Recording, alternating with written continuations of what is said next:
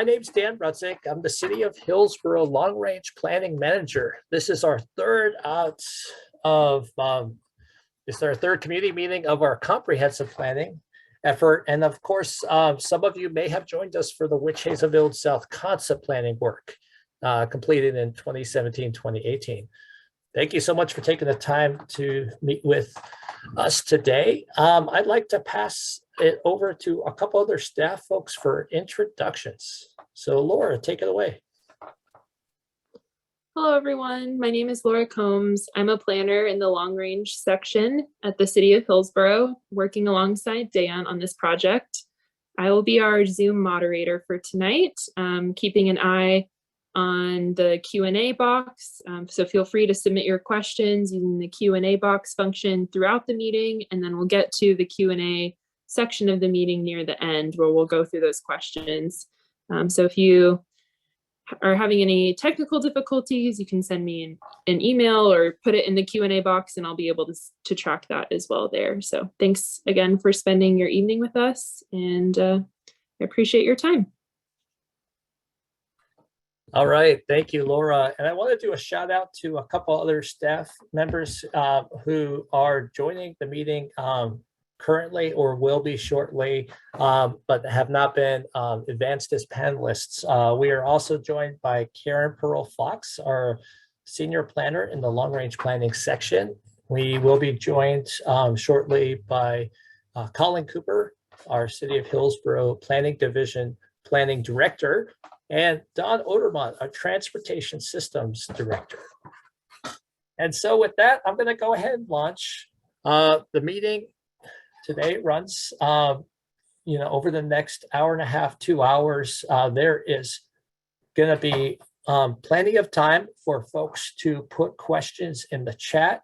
There'll be an opportunity, as Laura mentioned, to also ask to speak. We ask each and every person to please ask questions, provide comments, share concerns, but please limit it to about 4 minutes just to be thoughtful of all the folks who want to provide input. After you have shared, I'll take the lead in responding or facilitating a response. Don Odermont, thank you for joining us.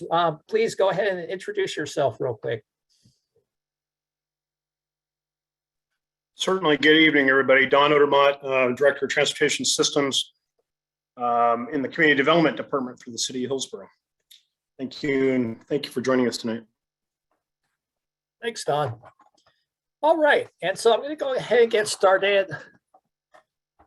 And then please save your questions, comments, feedback till the end of the meeting, but feel free to add into the chat at any time questions, comments that come up over the course of the presentation. I'm going to run through the presentation. Once we're done, we'll go to some questions that were emailed to me in advance of today's meeting. We have one speaker who reached out yesterday who we'd like to invite to speak, and then we'll go from there to invite others to speak or put questions, comments in the chat. All right, next slide. So Witch Hazel Village South, located in the southern portion of the City of Hillsborough, brought into the urban growth boundary in 2018, located just south of Hillsborough city limits to the west of the South Hillsborough neighborhood.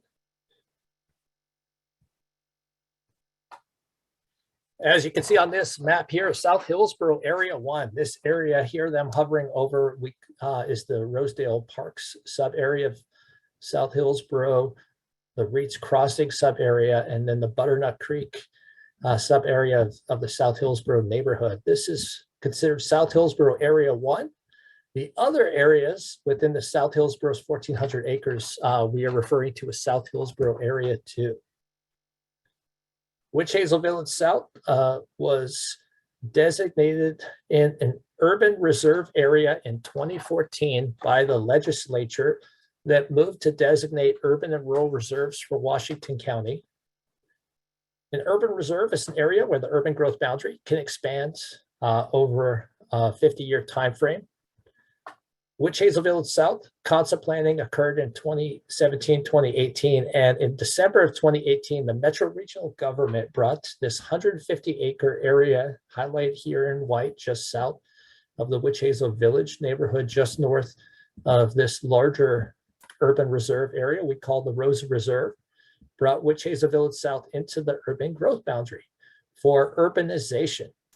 So you fast forward, we're now 3.5 years later, and we are here today to talk about the comprehensive planning work we have done and the community plan work we have done over the past year and a half. I just want to highlight real quick on this last, one more point on this slide, that the Witch Hazel Village South area is made up of 15 tax lots, 12 property owners, and one property holder has holdings on about 85% of the land within Witch Hazel Village South. Witch Hazel Village South has about 8 rural residential properties within the 150-acre area. Let me go on to the next slide. The concept planning I mentioned earlier was done in 2017, 2018. It was completed in May of 2018. This was high level, I'll call it 30,000 foot level planning work that is required in order for an area to be requested to the Metro Regional Government to be brought into the urban growth boundary. Between May 2018 and December 2018, there's a multi-month process whereby the Metro Regional Government had a whole series of public meetings, and ultimately in December of 2018, as I mentioned earlier, brought Witch Hazel Village South into the urban growth boundary. I showed the map earlier of the South Hillsborough area. About 12 years ago, the Witch Hazel Village South property owners, several of the largest property holders about 12 years ago actually asked for the Witch Hazel Village South's 150-acre area to be included in the urban growth boundary expansion that included the larger South Hillsborough area. And so this area just south of the Witch Hazel Village neighborhood has been analyzed for possible inclusion in the urban growth boundary or discussed for the past 3 to 4 years, but also there was very high level planning done for this area as part of urban growth boundary expansion analyses a decade plus ago. I work in the long range planning section, and as such, we have multiple areas in North Hillsborough, South Hillsborough that the city requests are brought into the urban growth boundary for urbanization. This urban growth boundary for Witch Hazel Village South was for residential, and it responded to our housing needs analysis completed in 2016 that identified that there was not a 20-year supply of land for housing. And so that was a major factor in Witch Hazel Village South being requested to come into the urban growth boundary. As part of the concept planning work, we, at a very high level, looked at the extension of water, sewer, transportation, park services, what the costs of those would be.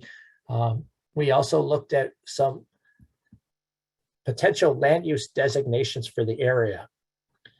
So this is a map of the community, the concept plan map that was created in 2017 and 2018. You can see that there's a low density residential designation on the eastern side of Witch Hazel Village South, and then a medium residential designation on the western side. The green represents the natural resources identified at a high level back in 2018. The stars represent 2 separate, about 5-acre neighborhood parks. The Crescent Park Greenway, a regional greenway trail system that wraps from Gordon Faber Recreation Complex westward through the North Hillsborough area, wraps along the western edge of our city all the way past Witch Hazel Village neighborhood along River Road, down past Witch Hazel Village South. It will be extended all the way to South Hillsborough. And that's on this western edge of Witch Hazel Village South. And then there was a vision during the concept planning, a trail system along Gordon Creek that cuts through the area here.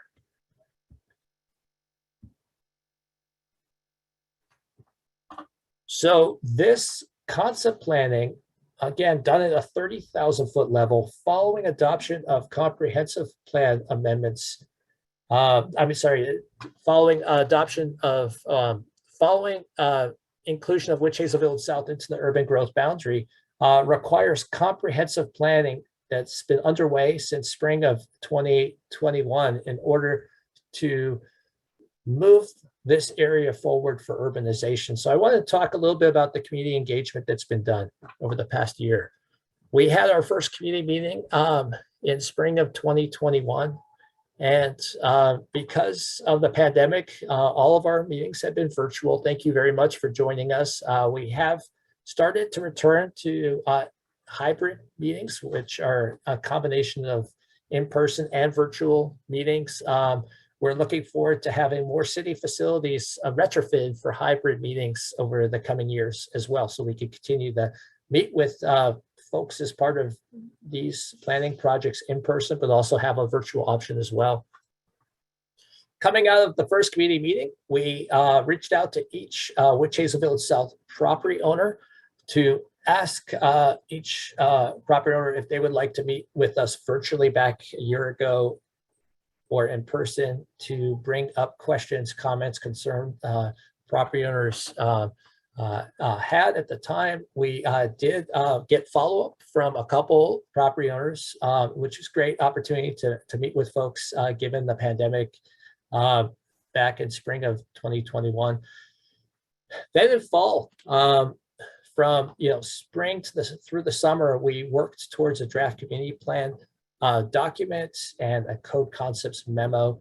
And then December, we had our second community meeting where we talked about the draft community plan. And of course, we had our second planning commission work session. Since December, we've been working on a final draft community plan that's now posted online. We'll be talking about a bit this evening, and some draft proposed comprehensive plan amendments. Here we are at the very end of May for our third community meeting.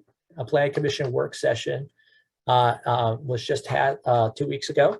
And then we're going towards a planning commission public hearing in July of 2022. And I encourage each and every one of you joining us this evening to go to our project webpage, which will have the latest and greatest information as it gets closer for the meeting date for that planning commission public hearing, how to join virtually. Encourage everyone to continue to check our project webpage, which is where we've been posting quite a lot of community engagement information. For each of our community meetings, we didn't look at isolation for invitations that went out to just the 12 property owners within Witch Hazel Village South, but we sent notices for community meeting 1, 2, and tonight's meeting to all the property owners within the Rosa Reserve South and East and a bit west of the Witch Hazel Village South plan area. And of course, we sent out notices to the 1,200 plus property owners, residents within the Witch Hazel Village neighborhood to the north of Witch Hazel Village South. And so thank you everyone for joining us this evening. Again, I know some of you are owning property within Witch Hazel Village South, others within the Rose Reserve, others within the Witch Hazel Village neighborhood, or you reside there, or have a connection to the larger planning efforts. So thanks again for joining us this evening. Talk a little bit about the final draft community plan. We have a version dated May 24, 2022 that's under documents on the project webpage. And this document has a lot more information than the initial draft document that was completed last fall. I'm excited to say for the first time, we have proposed comprehensive plan land use designations for the area. And these proposed land use designations are part of the comprehensive plan amendments that are brought forward to a planning commission public hearing and then go on to city council for adoption. So you can see here that the LDR, the low density residential proposal, covers these properties within Witch Hazel Village South. We have an OS, the open space, that covers the significant wetland and forest resources we have identified along Gordon Creek and the forest resources north of there, as well as the wetland forest resources here, as well as in the southeast area of Witch Hazel South. For the area south of Gordon Creek, we're looking at medium density residential, as well as a medium density residential up against the Witch Hazel Village neighborhood, similar to low density residential, to serve as a transition to the high density residential located within the plan area here. And so I wanted to chat briefly about how we arrived at these proposed comprehensive plan land use designations. And of course, please put questions in the chat for discussion later as part of this work. A couple pieces to point out, and I'm going to go back really quickly to the comprehensive plan kind of designations where we are at in May of 2018. You can see again, this low density residential covered much of the third of the eastern portion of Witch Hazel Village South, and the medium density comprehensive plan designation, the western 2/3 of the plan area. So skipping ahead to where we are for our proposal today, it's really taking a much more nuanced look at a range of different comprehensive plan land use designations. So what does that mean? When we have an LDR, or low density residential designation, in the northeast area of Witch Hazel Village South, there's an implementing zone, for example, of detached residential, single family residential, zone 7, zone 6.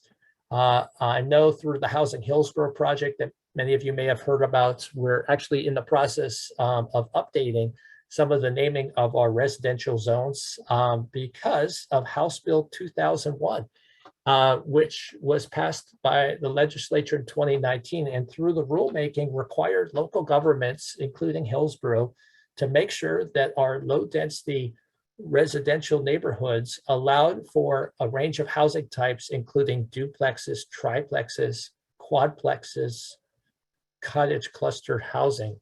And so as our City of Hillsborough Planning Division, where I work, has gone through in the past year and proposed community development code amendments to be in line with the state requirement around middle housing in lower density zoned areas of the city, we very much have been looking through that lens for Witch Hazel Village South, because we're required to be in line with the state requirement. And so when we think about this area here that's yellow, low density residential, this is an area that prior to the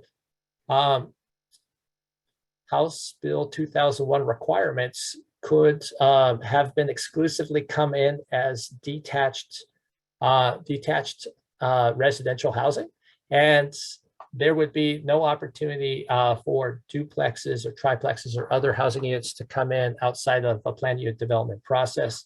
With the Housing Hillsborough Community Development Code amendments in line with House Bill 2001, we now think about low density residential neighborhoods as having opportunities for what have been called single family detached, as well as single family attached housing, townhomes, duplexes, triplexes, etc.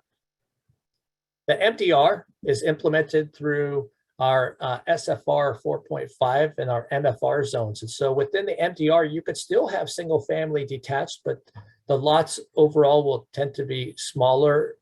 And you can have apartment units, you can have those middle housing types I was describing, duplexes, townhomes, etc. And the high density residential, the HDR, allows for the middle housing types, but also apartment units, just as similar to apartments allowed in medium density residential, but at a higher density. So the reason we arrived at these different proposed comprehensive plan land use designation is we want to ensure that the future urbanization of the Witch Hazel Village South area brought into the urban growth boundary for residential really pushes for a range of different housing types. And so the hope here is, though you see a lot of the areas medium density residential, we also are pushing perhaps for lower density residential, particularly in this area in yellow, and some higher density residential in this area labeled HDR. And I'm happy to answer more questions about that during the Q&A portion. I want to highlight some of the proposed park and trail amenities proposed for Witch Hazel Village South. I mentioned earlier the Crescent Park Greenway reflected in the concept plan. Here it again is carried forward to the community plan. Instead of having a single trail along the Gordon Creek area in order to provide access to natural resources and also preservation of natural resources, we're proposing a loop trail that goes both the north and the south portion of Gordon Creek, and two neighborhood parks about 5 acres each, one located here to serve this northern area of Witch Hazel Village South, and another one between the natural resources here to serve, the area south of Gordon Creek. You can see the park areas include both developed land shown here in dark green, along with the hatch marks, which reflect that the parks will include overlap with some of the forested area, for example. So the park is made up of open space, forested area, natural area, along with the trail system. So very exciting to see a future Witch Hazel Village South neighborhood with these proposed amenities. We very much are looking to South Hillsborough that has a whole complete connected green theme of trail systems and parks, which as South Hillsborough's urbanizing to the east is fantastic to see all of those park amenities for the current and future residents of South Hillsborough, and looking through that lens to really create a really special series of park amenities in this area, as well as look to help enhance and preserve the natural resources that are tucked into these areas here in green. Want to talk a bit about the roads.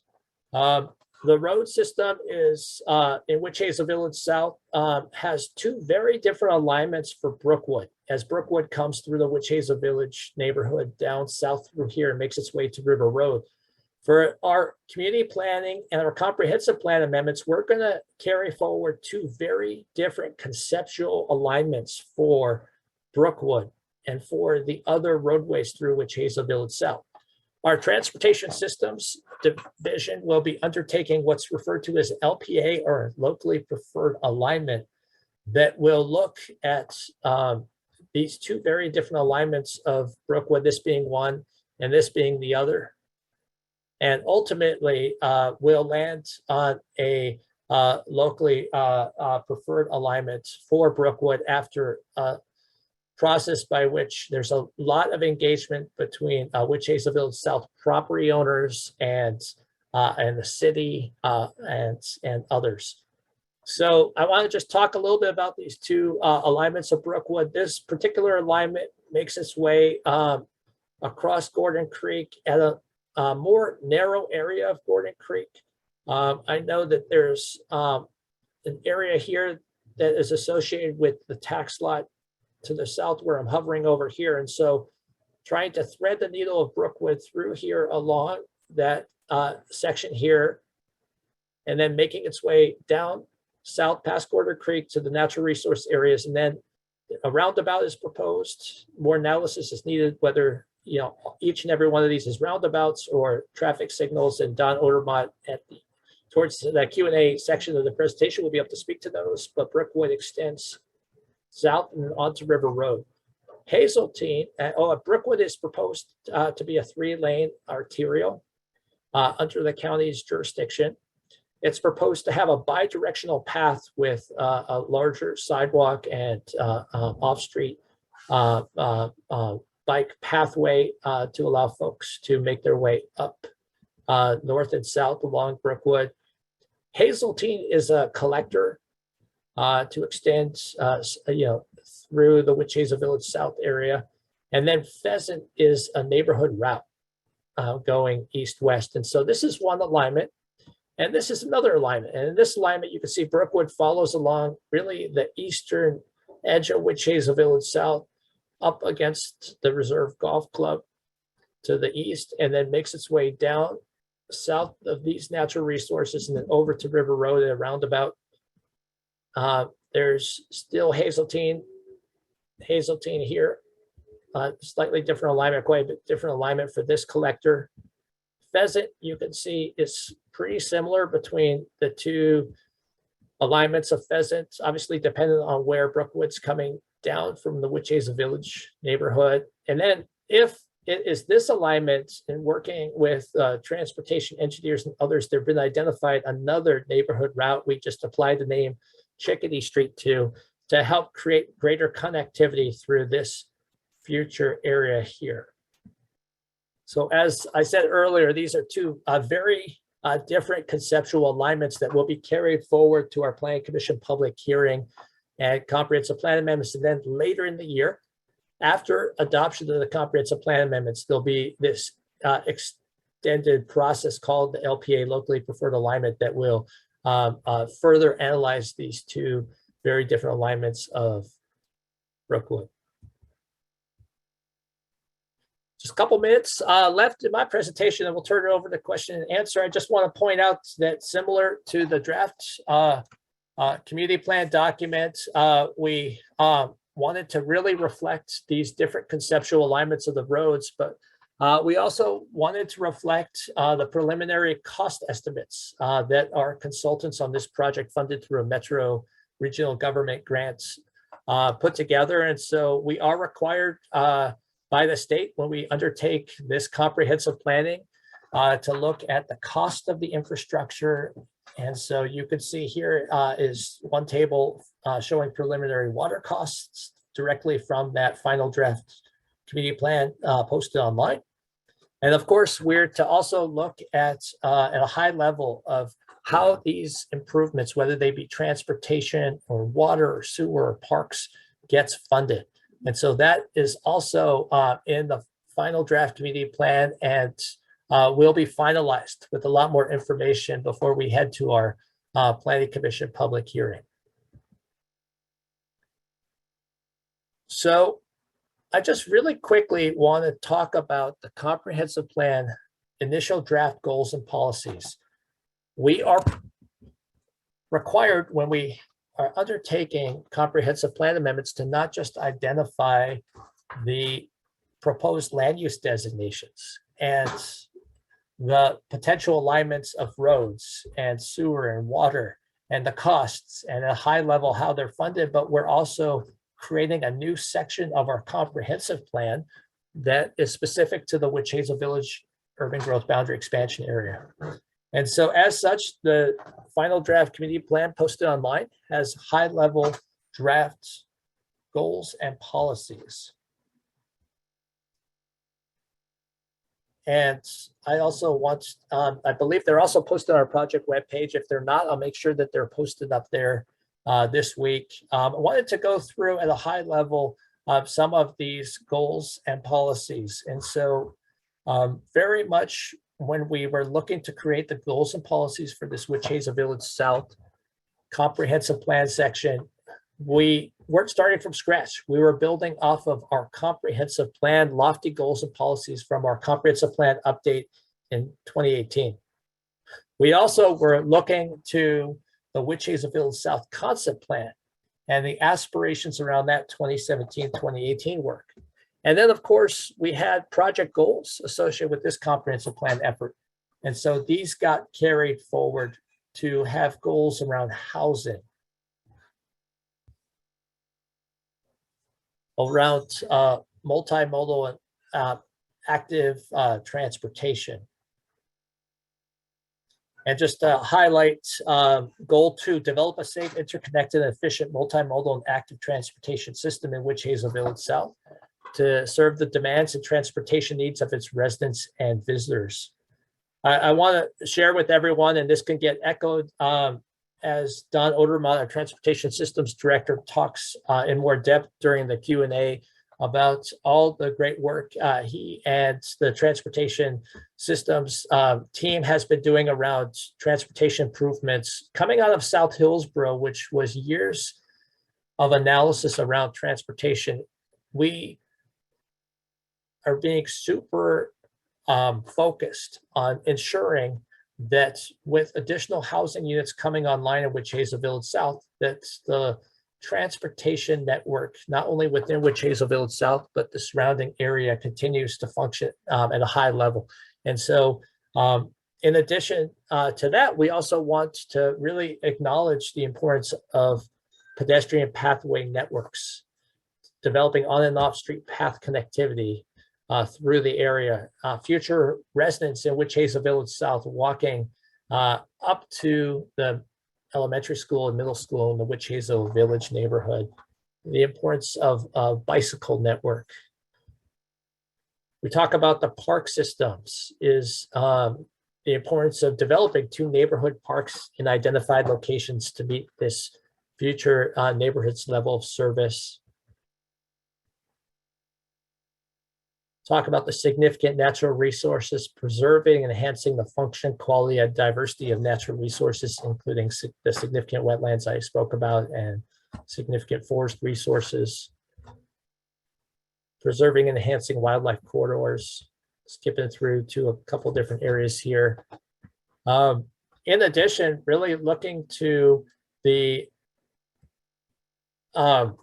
public realm elements that would come out of the area. As I've been touring through the South Hillsborough area, there's really some great high quality public realm elements, gathering spaces such as the park areas that are there now in the trails. And so really trying to also create a high quality public realm within the future of Witch Hazel Village South.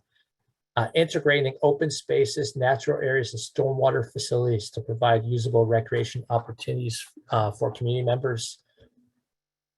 Although we aren't planning for having a commercial node like South Hillsborough has a village center in the Butternut Creek development, there is an opportunity for some small locally serving neighborhood commercial to come about if the market supports that within Witch Hazel Village South, and thus wanting to be mindful that there are, providing opportunities for that are compatible with the residential neighborhoods.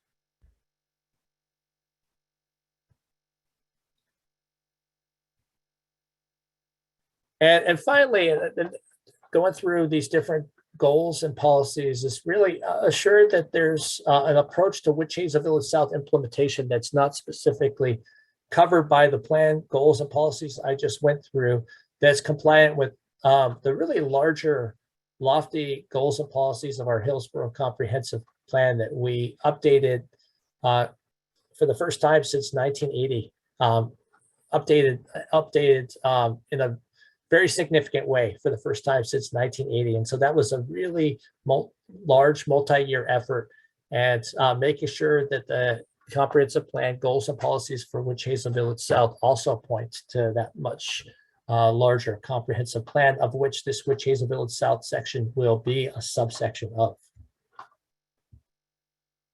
And with that, I'm going to go ahead and stop sharing. And I would like to bring up a couple of the questions that I received prior to today's community meeting number 3. I really appreciate each and every one of you for reaching out in advance of the meeting to share some of your questions and comments you had for us.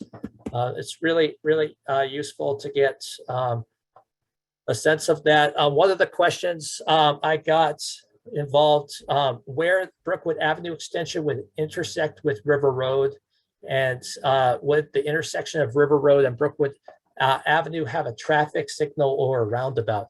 And so I did follow up with this community member with the specific addresses where the 2 conceptual alternative alignments of Brookwood would extend to River Road. But I was hoping to turn it over to you, Don Odermatt, to provide some information about is the intersection of Brookwood at River Road likely to be a traffic signal or a roundabout? Yeah, absolutely. Yeah, one of the key premises that we use when we're laying out roads is trying to design for safe paths, if you will, recognizing most of the folks that will live in this area on a daily basis are traveling to and from the north Historically, we see roughly about 10% or so that head to and from the south. So it's one of our key driving considerations. How do we get them safely in and out of River Road? Those of you that know my history, my wife and I had a farm just north of you in the Witch Hazel development area. So I'm very much aware of the challenges getting out on River Road. In answer to the question, yes, we are anticipating a roundabout at Brookwood and River Road, the Brookwood extension. Part of what we like about the roundabouts is they make a good speed management tool, as we have cars coming up out of South Valley at about 55 miles an hour. Roundabouts force them to drop to about 15 to 20 on entry. And it's really a good tool for us in encouraging those motorists to recognize they're moving out of the rural area and into the suburban area. Different environment, different speeds, different behavior.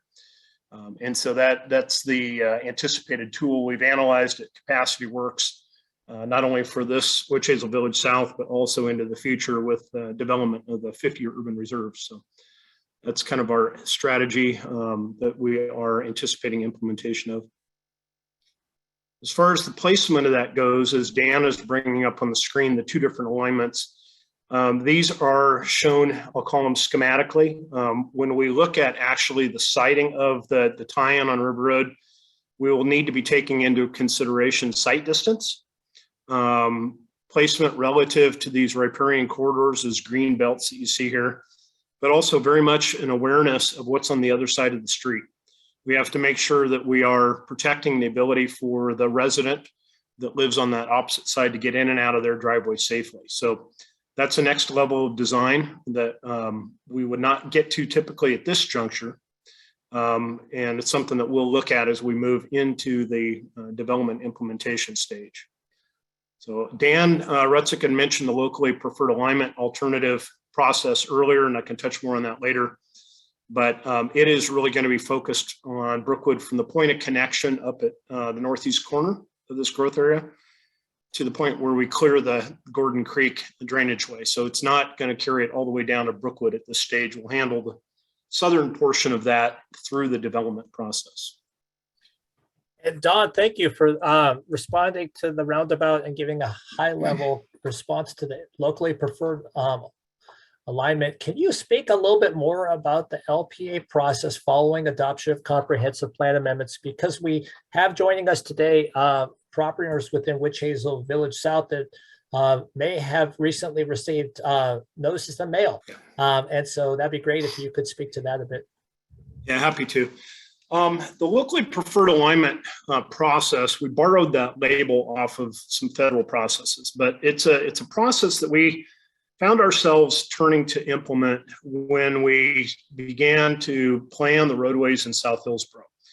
Just like here in Witch Hazel Village South, we knew that we needed connectivity. We knew we needed a couple of key roadways, Century and Cornelius Pass Road particularly. There's always a challenge of where do you place those? Property owners that are interested in developing, property owners that really would rather that this wasn't happening in their area. We've got engineering standards that we need to meet. We've got safety criteria and guidance, as well as sensitivity to environment and cost. And so what we developed in South Hillsborough is a process that blends engineering, and that starts with real survey on the ground. And so to the comment Dan Rutzik made, we have surveyors going to be heading out into the field. Some of you have probably seen some already, and they will be out there tying some key property corners and some key features. One of the things that we're very sensitive to is obviously the proximity of these roadways to homes, structures, significant trees, property lines, obviously. And so the more we can tie in the field, the more sensitive we and the designers can be as we try to figure out how to connect this roadway through the corridor. Our goal would be to have Brookwood be 2 lanes crossing the creek to the extent we possibly can.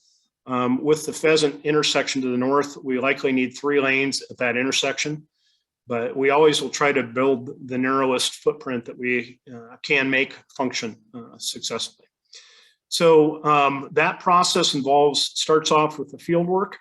The engineers then begin to work their designs on that, looking at the built environment and the challenges that really are out there on the ground today. We will be reaching out and engaging directly with the property owners. Greg Snyder on my staff has led our 2 LPAs in South Hillsborough, and he's assigned to lead this one as well. So you'll be getting to meet him. So he's pretty much a veteran of this process. So we take it through the process, get feedback from property owners. We look at refinements where we can. We ultimately use the city council. Half of them sit as the transportation committee. They meet once a month on the fourth Tuesday of the month, and we use the transportation committee as a hearings body.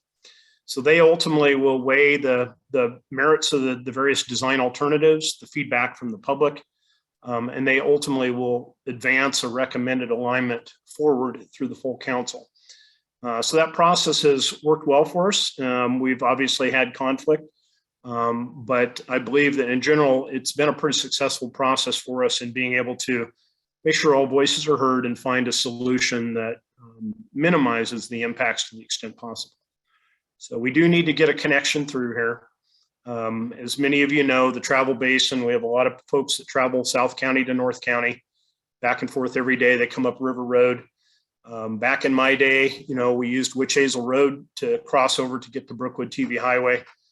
As Brookwood was extended south and Davis was built, you all know this, the travel demand shifted off of Witch Hazel to Davis.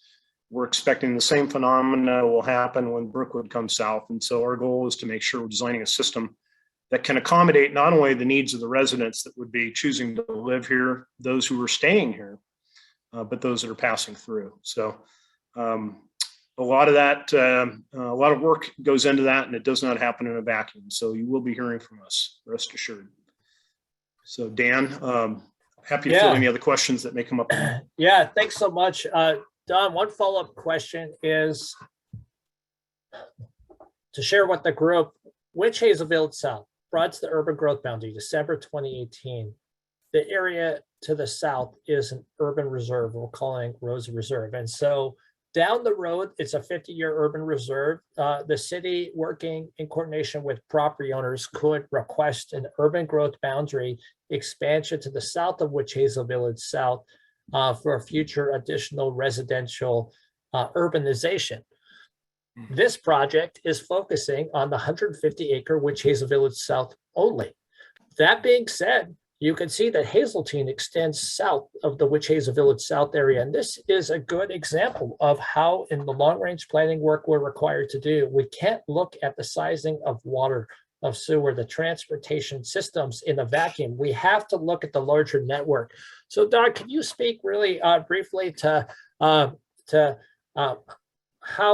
the Witch Hazel Village South roadways are conceptual in nature, but also some of the roads that go beyond Witch Hazel Village South into the urban reserve, into the Rosa Reserve, are even more conceptual in nature? Yeah, no, great question. And I'll start off by telling a brief story again with my farm that was north of here. One of the properties, my neighbor's property that we bundled together and sold to the developers, has Davis in it.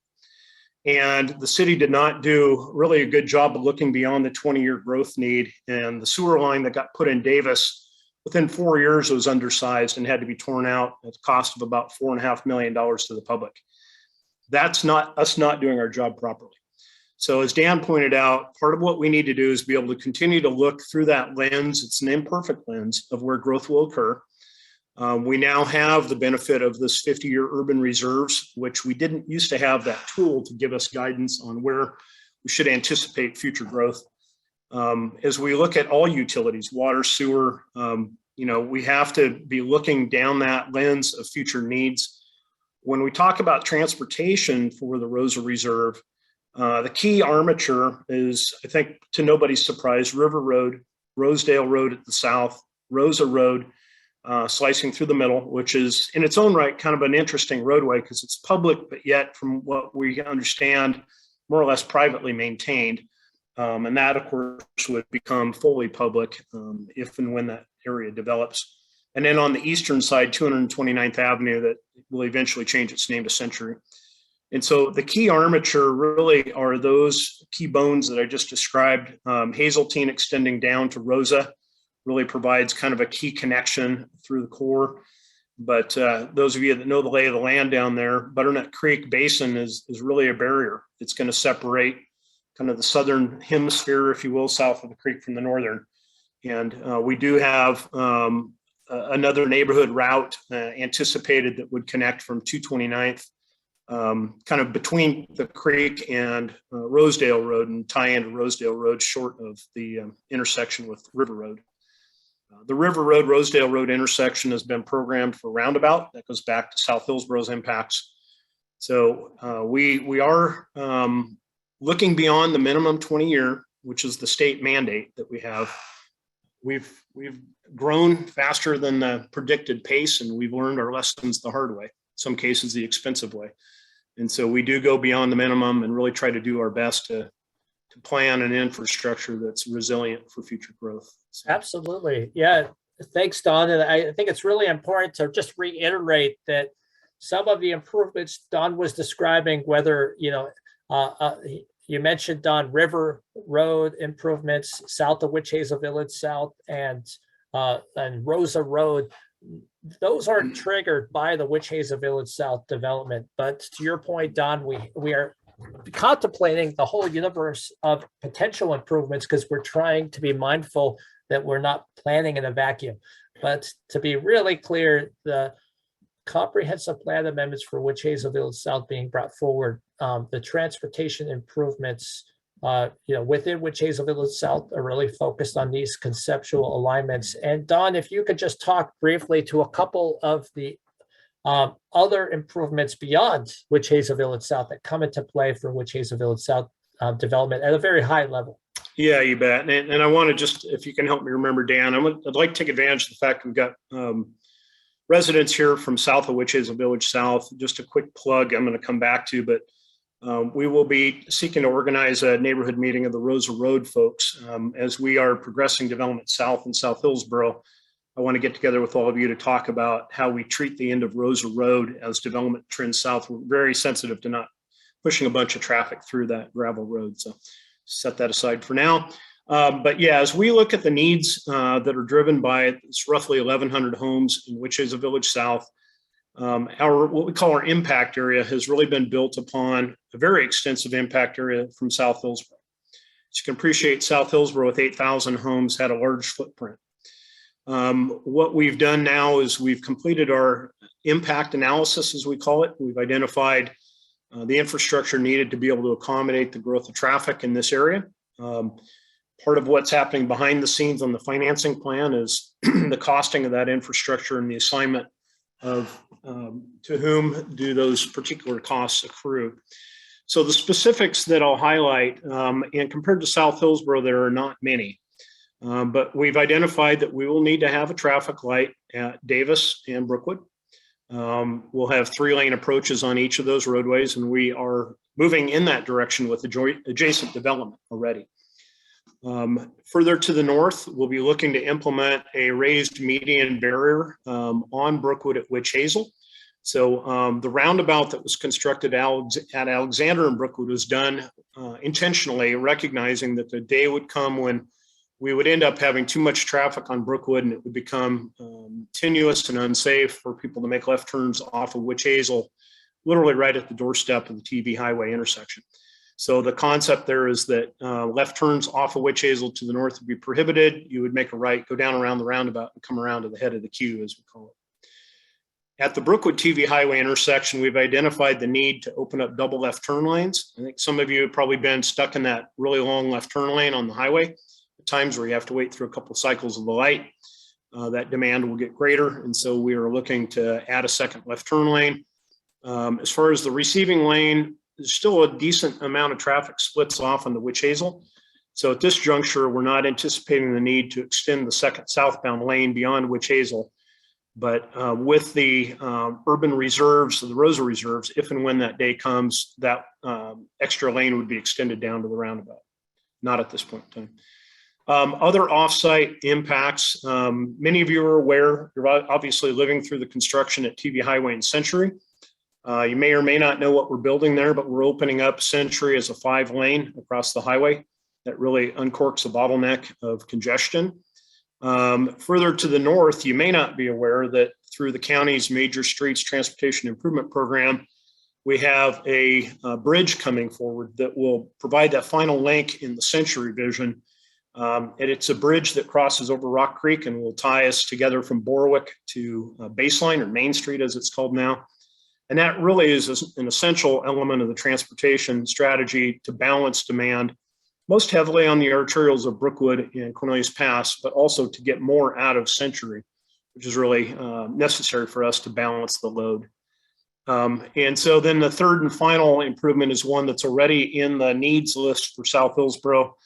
And even with the construction that's underway right now on Cornelius Pass Road at TV Highway, we're going to need to add another southbound right turn lane at that location to handle the final roughly 30% of South Hillsborough and Witch Hazel Village South. So we have a few offsite improvements. Most of the improvements here are what you're seeing on the map, really within and along the edges of Witch Hazel Village South proper. So infrastructure wise, I'm going to say roughly in the ballpark of a $40 million transportation need. That's a soft number because we're still needing to do some apportionment of some of those costs back over to South Hillsborough, but I'll give you a feel for the order of magnitude. And we do, as we go through all of those, we scrutinize every project. A lot of this infrastructure is paid for by developers. And then a lot of it, there's portions of it that we call extra capacity. And that gets into a whole different mathematical process that we've, I think, probably become pretty good experts at with South Hillsborough, but we're taking it through the same process that we did with South Hillsborough, which is looking backwards been pretty successful. So we're looking to replicate that success here as well. All right. All right. Thank you, Don, for all of that. Laura, if I could turn it over to you. We're on the topic of roads. We're on the topic of transportation. So looking at the chat, what are some of the road or transportation related questions coming through? All right. One person wanted to clarify what the street boundaries are of Witch Hazel Village South. This map up should hopefully clarify that, but if you just want to cover that real fast. And then a couple of other transportation questions. One is, why is there a collector envisioned through the Rosa Reserve? We kind of touched on that a little bit as well with the conceptual roads. But if you want to say anything else about that. And then one question about any plans for the Brookwood and Lone Oak intersection. Okay, very good. Yeah, as far as the roads within, the map I think illustrates it pretty effectively. From a financing obligations, we do have some additional burdens. Brookwood on the eastern side, where it traverses alongside of the Witch Hazel Village, we'll have the need to finish that segment out as part of the financing. So finishing that 3-lane, sidewalks, bike lane, so forth. We'll be making improvements on River Road that will effectively create what I call a finished edge on the east side. And what I mean by that, it will have the Crescent Park Trail will be a 12-foot wide multi-use trail, planter strip, street lights, street trees, 3 lanes for travel on the roadway. We'll also have a southbound bike lane on River Road. But what we typically do against the rural edge there is we leave that with ditched drainage where we can. In some places, if we're constrained, we may put a curb on there where we do what we call tight-lined drainage, where we take the drainage into the storm inlets and into the pipe system. So, but generally speaking, we do not put sidewalks on the rural edge. Historically, we found that tends to disrupt some of the farming practices. We get more litter and so forth into the farmers' fields. And so it's been our practice to forego the sidewalk on that side. To the question of Hazeltine and the collector, again, doing our job, what we're looking at is that with the core of housing in the future of Rosa Reserves, really effectively straddling Rosa Road, particularly. With the primary travel destination being to the north, we're recognizing that there's going to be filtration of traffic that comes out of that Rosa Road area up seeking Brookwood. And so better to design and plan for that with a road that's got the capacity for it than to have that traffic meandering through subdivisions. And so when we look at that in our model, when we look at that in our model, it rises to a level that we forecast as collector status. Translated, that's generally in a range of about 3,000 vehicles a day to anywhere up around 10 to 12,000. We're at the lower end of that range here. But it is one that when we have a collector status, it ends up being that we build those roads a little bit heavier duty. One of our goals is eventually to be able to have transit service on all collectors and arterials. So when we do that, it increases a burden financially on the developers. And so when we put a collector label on that, it helps with the financing. It helps apportion those costs more effectively. And again, it helps us build a more resilient road system to handle multimodal demand. I think I covered the questions. If I missed one, please remind me. We have a couple more questions related to costs while we're on that topic. One attendee, Ryan, asked, is there a cost difference between the road options? And also mentioned if the straight alignment was chosen, it seems like there's not the same safety aspect of curves or roundabout. Cars may speed down that road going right into school zone at the north end. So a question about the cost difference between the different potential alignments. And then also a question about the proposed width of Brookwood going through Witch Hazel Village South, particularly around the Gordon Creek area. Okay, let me start with the width. Typically, we look at the arterials as 3-lane roadways. I mentioned that where we can, we'll take it down to 2-lane, ideally trying to cross the creek to avoid environmental or minimize environmental impact. One of the elements that is yet to be pinned down, is going to take more work in the field with environmental folks, Division of State Lands, Corps of Engineers, is whether the Gordon Creek crossing will require a bridge or whether we can do a open bottom arch culvert. Both of them are fish friendly. So that's an element that, you know, we certainly embrace as the green aspect here. I will note that the other alignment along the eastern edge, one of the reasons why we've got that one in contemplation is that there's already a barrier to the creek. It's the old dam impoundment for the reservoir. That's one of the water features of the golf course. We've been at the table with the ownership of the golf course and have talked about the possibility of swinging the road out east slightly to take advantage of that existing environmental impediment, if you will, and then bring the road back onto the alignment. Many of you may be aware, others maybe not, that there's already an existing Brookwood alignment of right-of-way that's unimproved, largely south of Pheasant, but it is public land on paper. It's, I want to say, roughly 40 feet wide.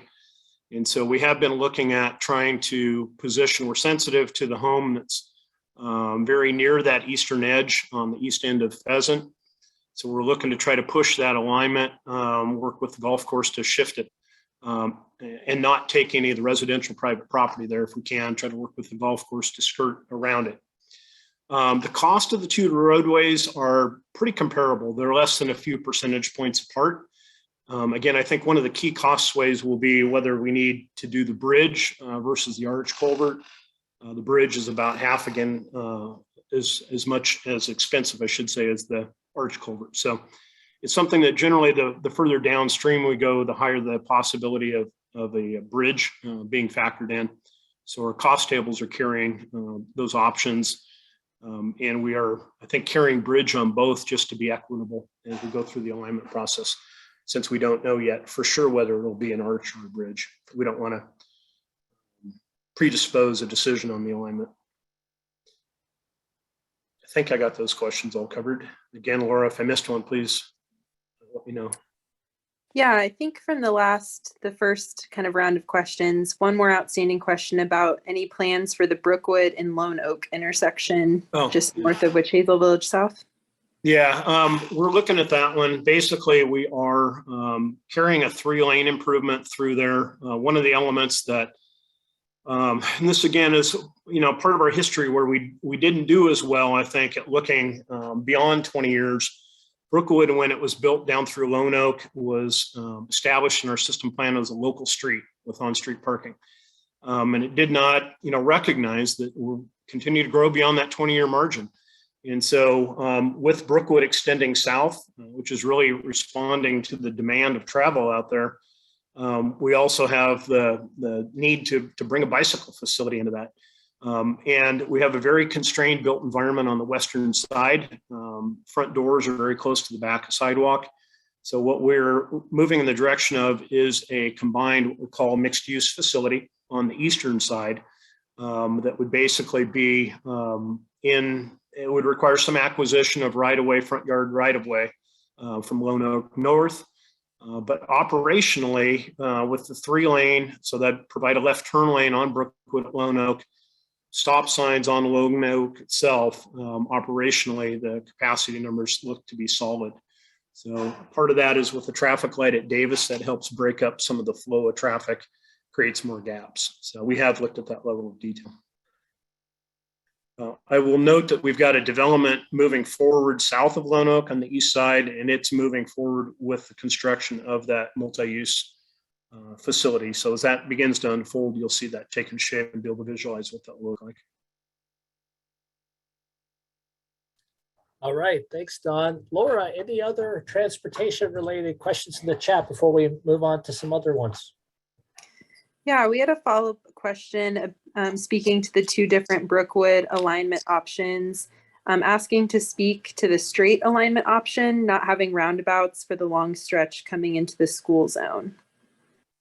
Yeah, that's a great point. You know, when we have straightaways, speeds do tend to increase. You know, one of the elements that we're doing here is, again, trying to narrow. We're taking the bike lanes behind the curb in a form that we call cycle track. You see the purple on the left-hand side. That's where we've got the multi-use or 12-foot trail, but we'll do a cycle track on the east side. What that does is it does make the pavement tighter, narrower, help constrain and slow down speeds. You know, we could put a roundabout in at Pheasant. That's an option. It does have an impact. It takes a big footprint, and I'd be wanting to be careful about its placement and its impacts, particularly on that first home on the eastern end of Pheasant, because you have to be very careful with how driveways tie in right around roundabouts. So we are looking at rectangular rapid flashing beacon. So that's an enhanced pedestrian crossing. You can kind of see where the purple jogs across, whether that occurs at Pheasant or potentially probably north of there in a mid-block environment.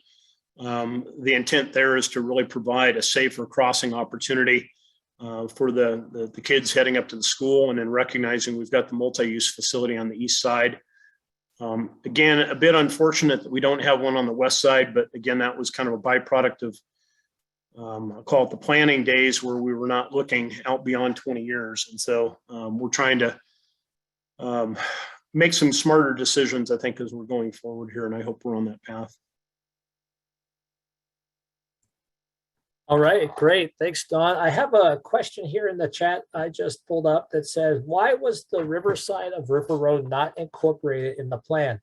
And so just to share with everyone that the urban growth boundary expansion, as you can see here, is tied to just the eastern edge of, just the western edge of River Road here. And so when getting to that question, I think through a couple different pieces, but one thing is a lot of times when there are urban growth boundary expansions, they're sometimes tied to natural resources, but that they're also tied to roadways. I do want to note for those who aren't familiar that the east side of River Road here has a number of tax lots that the western edges of which are constrained by floodplain. And so when the urban growth boundary expansion request was made to the Metro Regional Government, it was limited to the tax lots on the east side of River Road versus the west side, if that helps to answer that question. Laura, any other transportation related questions before we go to some of the other ones in the chat? Dan, kind of before you move on, you know, my comment, I kind of addressed why we don't put a sidewalk on the rural side. We've had a lot of testimony historically, and in fairness, really more up in the northern part of our city, where we've had farmers expressing concern about the sidewalk on the farm edge, even the lighting of the street, disrupting crop production. I'm curious if we have anybody in the audience who owns property on the west side there, and I'd like to hear your comment, if you wouldn't mind submitting that through Laura. I'd like to hear your thoughts on that. I know that the nature of the land out there isn't necessarily farmed in the same way as what we see up in North Hillsborough, where we have a lot of grass fields and other crops. But anyway, I'd be curious to hear any direct feedback if that affects any of you in the audience tonight.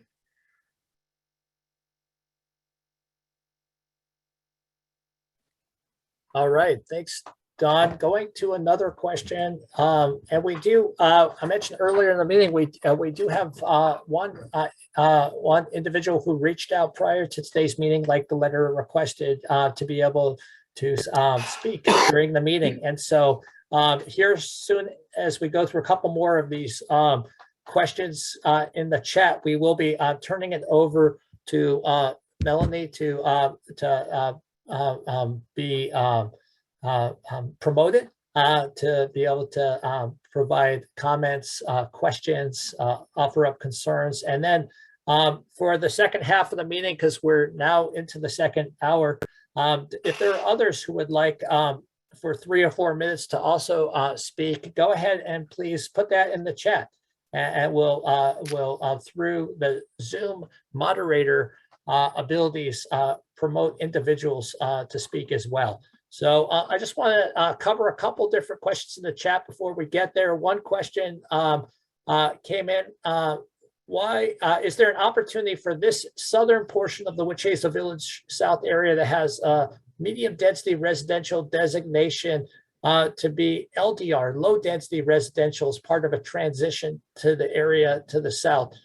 And so I could say that when we look at the area of Witch Hazel Village to the neighborhood to the immediate north, we definitely have, we mentioned earlier, a bit of a transition between those two areas. The area to the north is actually in our the type of development is actually fairly falls within, I understand it. We looked at this a while ago, somewhere between that LDR and MDR, for example, just north of the MDR right here, single family detached, but I understand the densities are such that they actually could be implemented through the implementing zone of MDR perhaps. And so we just want to be mindful that we are focusing on the Witch Hazel Village South area, but mindful in future urban growth boundary expansions that were to ever happen to the south of Witch Hazel Village South.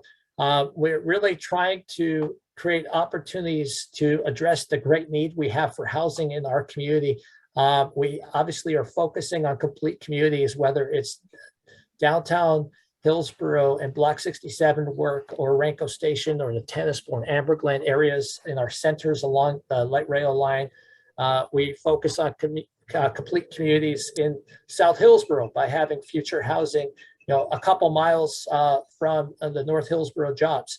Similarly, we're very much wanting to create more housing in our community because so many folks commute from across the region and beyond to the jobs in Hillsborough. And so it's really a balancing act. Don mentioned earlier, we looking at potentially around 1,100 housing units. We'll have more information on the final number in the final community plan document, but we're really trying to create opportunities for a range of different housing, whether it be, townhomes, duplexes, apartments, or even single family detached that are allowed within this MDR implementing zones. And so even though there's an MDR comprehensive plan designation here, it doesn't mean that the development along the southern portion here will develop as one housing type or another. It's fairly open, but also we want to be mindful that if there are future urban growth boundary expansions to the south, that we, for example, did not propose the HDR in that southern portion. So we saw MDR as kind of a way to achieve higher densities without, having the highest density residential up against that southern area. And so that was some of the thinking that went into the process of coming up with the comprehensive plan land use designations. I mentioned earlier that we have one property owner that has holdings on 85% of the land, and all of these tax lots hovering over here are within that one property holder. And so working very closely with that property holder for their holdings, them hovering over here, they aspired to higher density like this medium density residential. And the city also would like to see more housing within our community. And so those are some of the factors that led to that MDR designation that's being proposed that will go forward to our Planning Commission at public hearing this summer. Laura, other questions related to land use coming into the chat? Yeah, there are quite a few questions about the Rosa Reserve and kind of clarifying the process of Witch Hazel Village South being within the UGB versus what the status of the Rosa Reserve is. So maybe if you could just kind of reiterate some of those differences. So the first question, can you reconfirm the Witch Hazel Village South project is already in the UGB? And then what would the status be of the Rosa Reserve coming into the UGB? Yeah, absolutely. Thank you. And so the Witch Hazel Village South area that we've been focusing on, and I'll go ahead and go to land use map. Everything here with the different land uses on it is inside the urban growth boundary and has been since December of 2018. So we're going on 3.5 years. The area to the south I mentioned earlier during the presentation is outside the urban growth boundary. So the process for any lands, for example, south of Witch Hazel Village South to be brought into the urban growth boundary would involve the city and interested property owners coming forward and requesting to the Metro Regional Government to be brought into the urban growth boundary, which is typically a 2, perhaps 3-year process by which we are required to do, as I mentioned earlier, the concept planning work we did for Witch Hazel Village South back in 2017 and 18, and go through a request process. And so just to confirm, the area to the south of Witch Hazel Village South here is in an urban reserve where over the coming years, the urban growth boundary could be requested to be expanded to include these properties. And is there a general time frame that you estimate that happening, or that we expect that? That's kind of the third follow-up question, the general time frame you may expect that area. Yeah. So the urban growth boundary expansion request process happens every five years or so. And so the next process coming up, I understand, is in 2024, 25, somewhere in that time frame. So coming up in the next 2 to 3 years, that would be the very next time that the city could move towards a urban growth boundary expansion request for residential. If it doesn't happen in that time frame, the next time would be about 5-6 years later in 2030. And so pretty much happens in these 5-year or so increments. And so for the urban growth boundary expansion cycle coming up in 24, 25, this would be something that the city is undertaking a housing needs analysis starting in July, and will spend summer, fall of 2022, spring of 2023, working on a housing needs analysis. And it's really that updated housing needs analysis, that H&A, that will drive whether the city would contemplate an urban growth boundary expansion request. I mentioned earlier, we had a housing needs analysis completed in 2016 that showed that we did not have a 20-year supply of land for housing. And so this housing needs analysis will be undertaking here in the next month and a half, beginning in the next month and a half, will really help inform that discussion.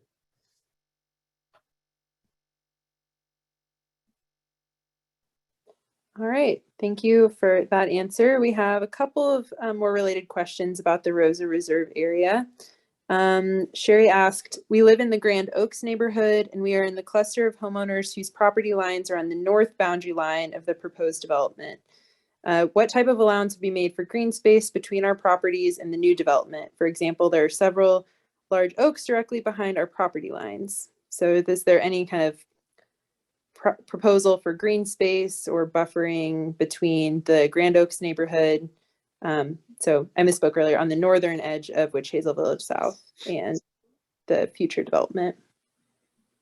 Yeah, so as part of the comprehensive planning, I mentioned earlier, we're at a 30,000 foot look for the concept planning.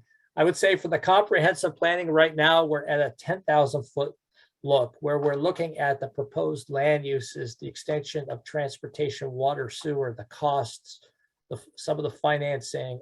We also are looking at required to look at what are the wetland boundaries, the significant wetlands, the significant forest resource areas. And so this OS here along Gordon Creek and the OS in other open space and other areas of this map here show areas that our community plan work and our comprehensive plan work are really encouraging for the preservation of those forest resources. A fantastic amenity for the future residential that comes into Witch Hazel Village South.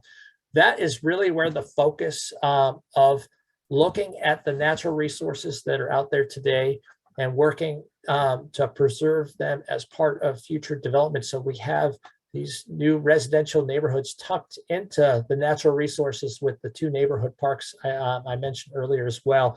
And so to respond to that question, Laura, we have not contemplated beyond that, like a green stretch as a buffer between the neighborhood to the immediate north and the Witch Hazel Village South area to the south.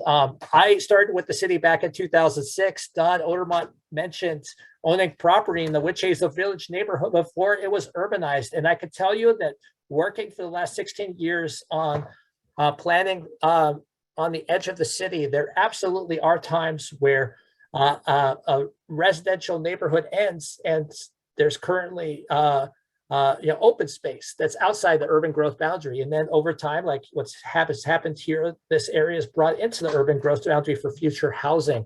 And so we want to be really mindful of creating opportunity to bring more housing forward. And that's a major impetus. And at the same time, really look to preserve the significant natural resources we have within our planned area.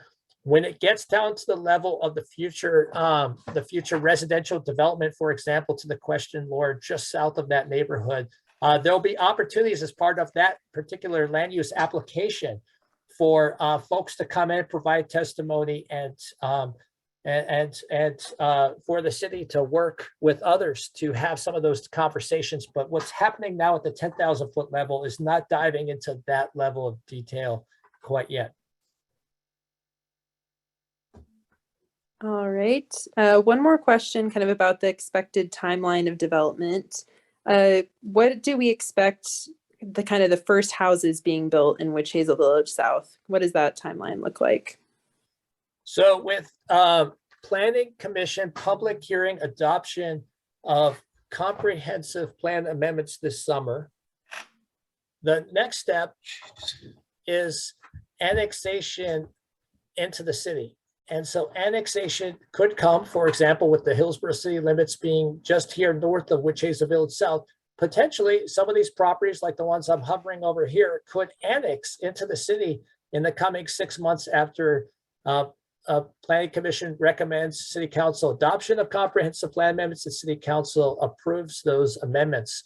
So I would say it's early 2023, and once annexed into the city, property owners could bring in land use applications for areas within Witch Hazel Village South that could begin housing. There, of course, is the extension of water and sewer that would take some time. And so if I were to make a guess when homes would start being built in this area, it's not this year. 2023 will probably focus on setting the infrastructure and the phasing to begin seeing housing north and then also over time south of Gordon Creek. And so it may be housing begins in 2024. There are a lot of factors. One of them, is obviously the critical, improvements like roads that need to be made. And so the timing on some of those improvements will really drive when the housing comes online.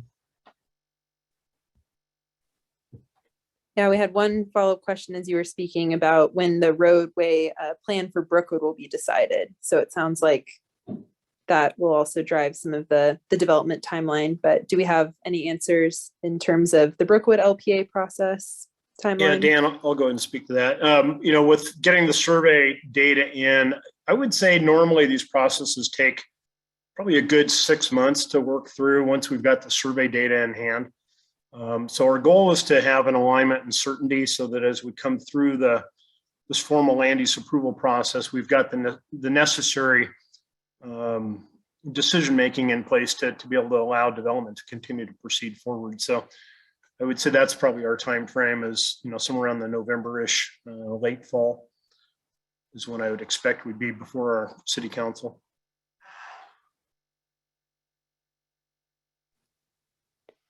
All right, we have one other land use question. I think kind of a follow-up from what you were speaking about, Dan, with the future urban growth boundary request potentially in 2030. April asked, would that include lots up against the river? So I just want to reiterate that the city of Hillsborough works with willing property owners to make an urban growth boundary expansion request. And so this area I mentioned 12 years ago was brought forward by some major property owners within Witch Hazel Village South asking to be part of the South Hillsborough urban growth boundary expansion request. So that's a perfect example of property owners coming to the city and saying that they would like to be inside the urban growth boundary.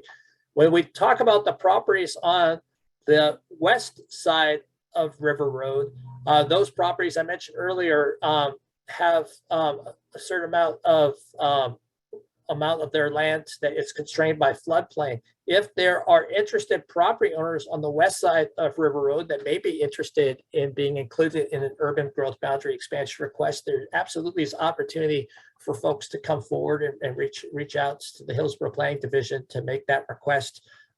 Similarly, if there are property owners willing and wanting to be brought into the urban growth boundary on the east side of River Road, then there will be opportunities for folks to reach out to Hillsborough Planning Division, and that's typically how the process works. Is property owners, willing property owners, come forward and make a request. Of course, we here at Witch Hazel Village South had in this case, as I mentioned earlier, some very, I would say, medium to large size lots like this one I'm hovering over here. These here that make urbanization of land for future housing a fantastic opportunity. And so there's a lot of factors that play into whether the city, working with willing property owners, is able to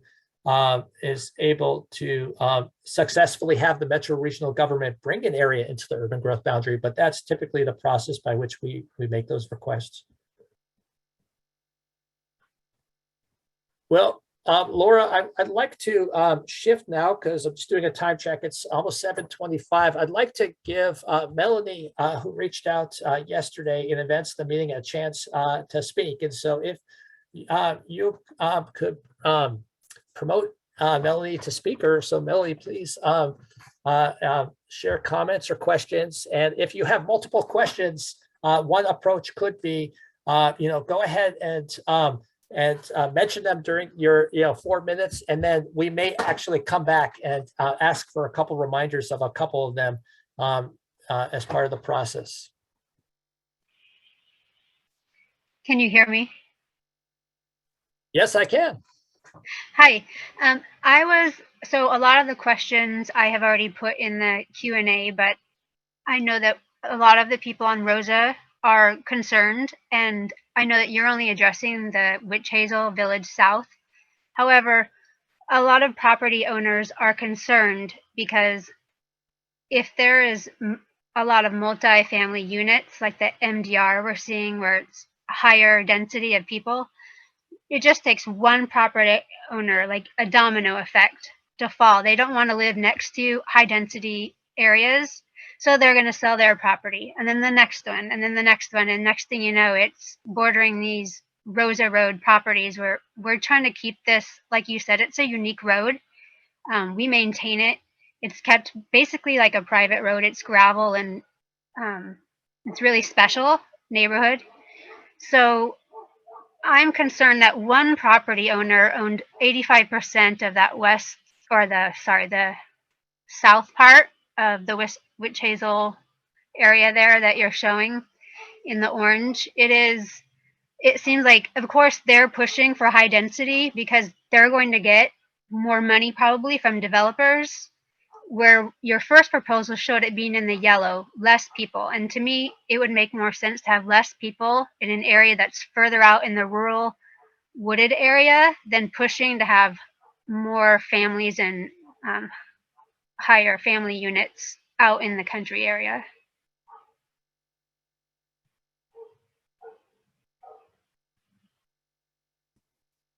Thank you, Melanie, for that input and for adding input into the chat as well. It's really important. And that's why when we had our first community meeting mirroring what we did for the concept planning effort in 2017 and 2018, we wanted to make sure to include the Rosa Reserve property owners like yourself and others, along with the Witch Hazel Village neighborhood folks to the north, because it's really important to get input on the process from not just the folks from within the plan area, but also beyond.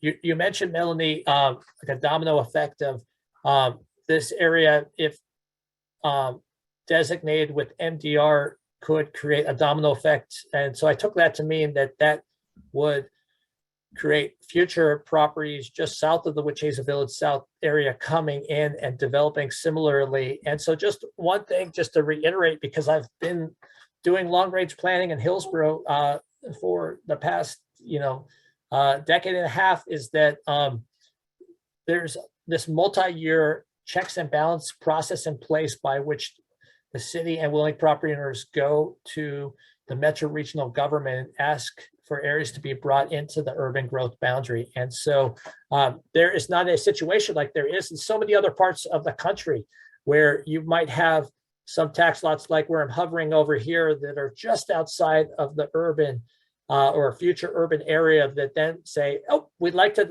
sell our property and be developed, because they're not able to. They would go into Washington County today because they're in unincorporated Washington County, and they'd say, hey, we'd like to submit a land use application and bring in X number of housing units, and the county would say, you're outside the urban growth boundary. You got to go request that along with the city at the metro regional government. So just building upon what you were mentioning, Melanie, about that domino effect, really appreciate that input.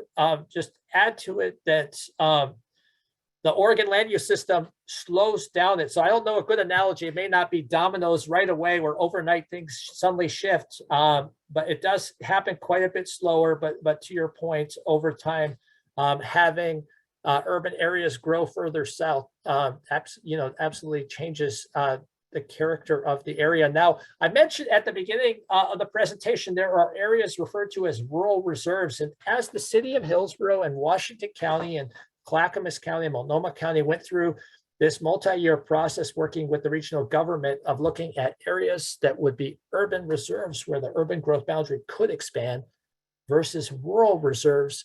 Don mentioned it earlier when talking about transportation. It gives some sense of certainty about where future urban areas could happen versus not. And so it's really interesting when I look at a map of Hillsborough to see how many edges of Hillsborough are up against that rural reserve area where the urban growth boundary cannot expand over that 50-year time horizon. It just so happens the Rosa Reserve, is an urban reserve, and so that could be in play down the road for urbanization. But for example, all of these areas over here on the where I'm hovering on the western edge of River Road are all in. These ones here, over here, not right up against River Road, are all within these properties here, 50-year rural reserve. So that does give some certainty. It doesn't respond to your concerns, Melanie, but just wanted to share that additional information about how there are quite a few properties around Hillsborough that through that urban rural reserve process would be maintained as rural for the next half century. There is uncertainty with the Rosa Reserve being up against the urban growth boundary here. Unlikely be given Oregon land use to happen overnight, but does create that opening where down the road this area could come into the urban growth boundary if enough willing property owners in the city, based on the housing needs analysis, finds that there's that need for that 20-year supply. Melanie, did you have any follow-up comments or other thoughts or questions?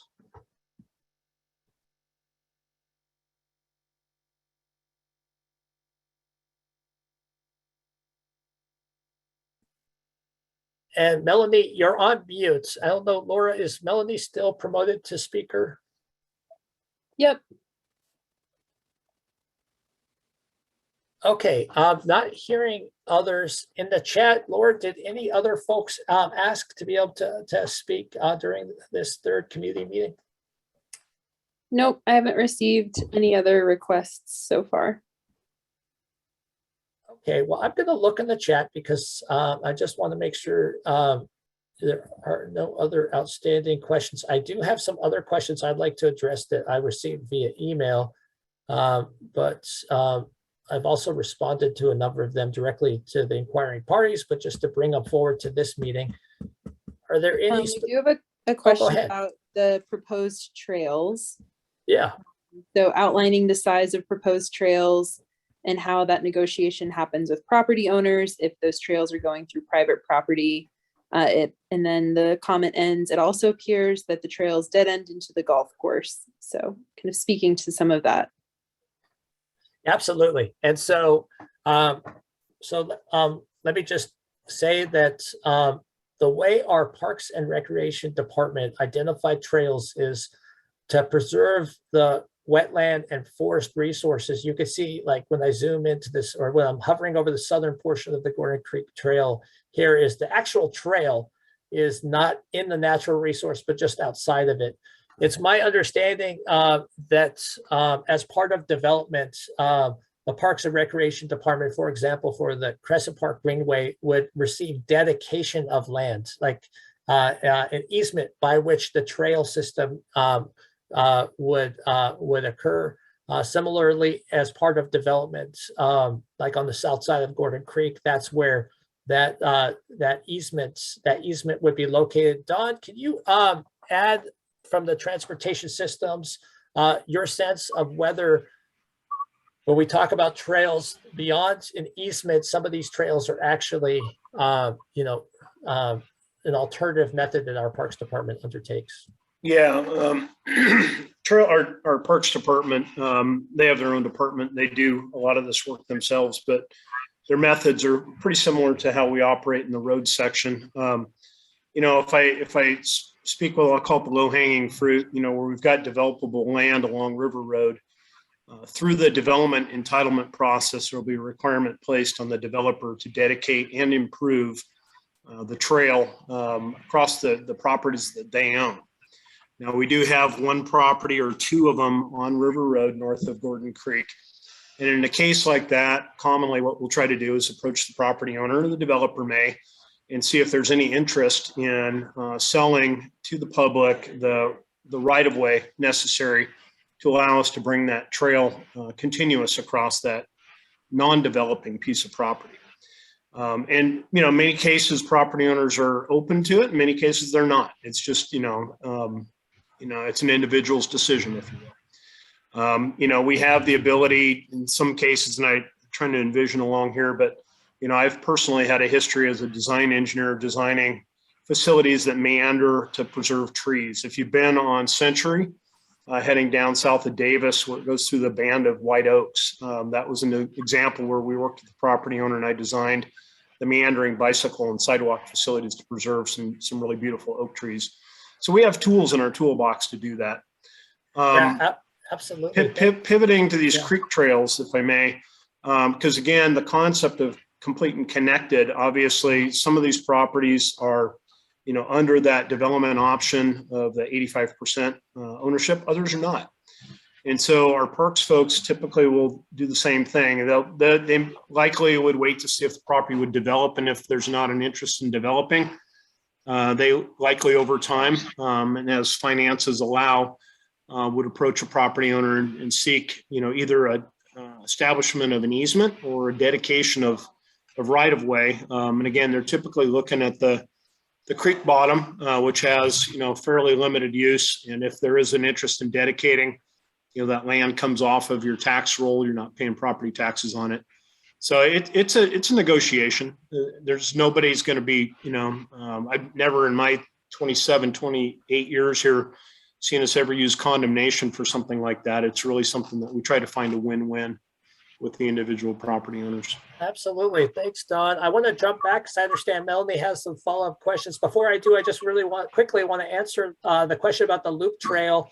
And the response to that is, when I jump back to the Crescent Park Greenway on the west side here where I'm hovering, creates an opportunity if someone's coming down the trail to then go along the Crescent Park Greenway and continue looping through, and whichever conceptual alignment of Brookwood happens, it creates an opportunity for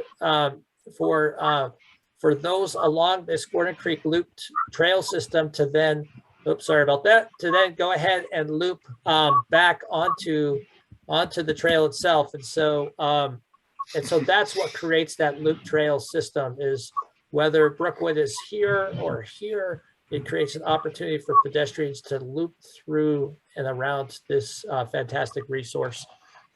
Melanie, please jump in. I'm sorry, you were on mute before. Oh, yes, I put my question there. I don't know where this, I looked on Google for Hazeltine Road. It was going south towards the Rosa Reserve. I don't know where it, in the current present, how far it comes to Rosa Road. But I was told that there was a proposal for a road to come into our neighbor's property. We all live in the woods. Everyone's got between 4 to 5 acres of woods here on Rosa Road. And so I don't know how far that continues down. Because it's not even a bird's eye view. So how do we request any roads from connecting into Rosa Road? Yeah, let me respond to that one. So the Hazeltine, again, as I had shared earlier, it's a recognition that if the day comes that property owners such as yourself decide that you guys want to develop, and again, there's nobody making you do that. It's part of our job is to make sure we've got the ability for utilities to service those areas and transportation as well. So to be clear, this Hazeltine Road would dead end at the south limit of the property that's currently in the UGB. You would see a barricade across the back end of that. And that, again, is really a contemplation that, if you guys decide that you want to someday sell your property and develop and move further out, that's what my wife and I did. Your cascading thing absolutely was the case. We had horses and we were concerned that the neighbors would develop. And so we frankly organized our neighbors and we sold, and I'll be blunt, was the lottery ticket in my life. But it's not for everybody. And so the important thing is it's your family's decision. And so, our job is to serve the public, be prepared for the future, recognizing it's an uncertain future. It's in your hands. You're in your neighbor's hands. So. Is there, for follow-up for that medium density area, you said it's 85% one owner owning that, and this seems like they get a lot more input. How do we get our voices heard to get that to a low density? Because it's bordering, like I said, really wooded areas and more rural than the rest of the areas. And if you can't, or whether you can or cannot move from medium to low density in your planning, saving the wooded areas and maybe making them a park area, because all I see being saved here are open spaces, which are water areas, but not the woods. And that's a lot of acreage of woods that seem like they're going to be cut down. So to highlight here on this map, I'll actually go back to the land use map. Melanie, we had wildlife biologists and environmental consultants go out and they inventoried based on maps and based on walking through the area where the significant forest resources are and where the the significant wetland resources are. Before they went through their criteria to define what was significant and what was not significant, they did look at all of kind of the major forest resource areas. And so the areas shown in green here are a combination of those forest resources and wetlands that are significant. If you're asking, and I can try and go to a aerial photo here. Let me make my way to an aerial photo. Give me just a minute here. So, so this area here, it's not optimal. Let me go to this map here is a little bit better. So there are trees found through here. Those I'm looking at the boundary of Witch Hazel Village South because we don't have an exact map. So to your point, Melanie, there are forest areas through here. The natural resource consultants did not find that those were significant. So, and obviously there's a whole criteria for what becomes significant that we follow through, when it comes to wetlands through the Department of State Lands and the Army Corps of Engineers. When it comes to forest resources, we have our own methodology. And so the way we've gone about this proposed land use map is, first and foremost, the property owners who live within this area, by us putting this proposed land use map in our community plan document, have an opportunity to follow up with us during this meeting, outside of this meeting, to provide input on the proposed comprehensive plan land use designations. We have had this map out there for the past month or so, and I haven't yet heard from any of the property owners in some of the rural residential properties. It would be great if folks reach out to us, city staff. We're really, because this is the area inside the urban growth boundary, we're really looking to the property owners to help inform the proposed designations. At the end of the day, the city will make proposals, because we don't just channel what's out there today and what folks are looking for, but what makes the most sense in terms of really creating a platform to have a whole range of housing in this 150-acre Witch Hazel Village South area. You're asking, Melanie, because you live south of Witch Hazel Village South, outside the plan area, can you drive the comprehensive plan amendments when these staff proposed comprehensive plan land use designations go to the Planning Commission for a public hearing? There's an opportunity for folks within and beyond, such as yourself and others, to provide written testimony and testimony, during the hybrid in-person virtual public hearing. And so I encourage folks on this call, if you would like to provide input in a part of our comprehensive plan amendments, whether they be on the land use or the transportation, to go ahead and provide input. I do want to point out that the aerial photo that we're using for this map is actually quite old, and many of these trees along here actually have been harvested. And one thing that we can do for our Witch Hazel Village South final plan is actually use the most up-to-date aerial. So that's a fantastic point, and I'm going to make a note of that for our final document, because I want to make sure that when we're showing different imagery of Witch Hazel Village South, we're showing some of the latest and greatest of what's on the ground today. I know that in these expansion areas over time, there are absolutely property owners who decide to harvest trees in their property.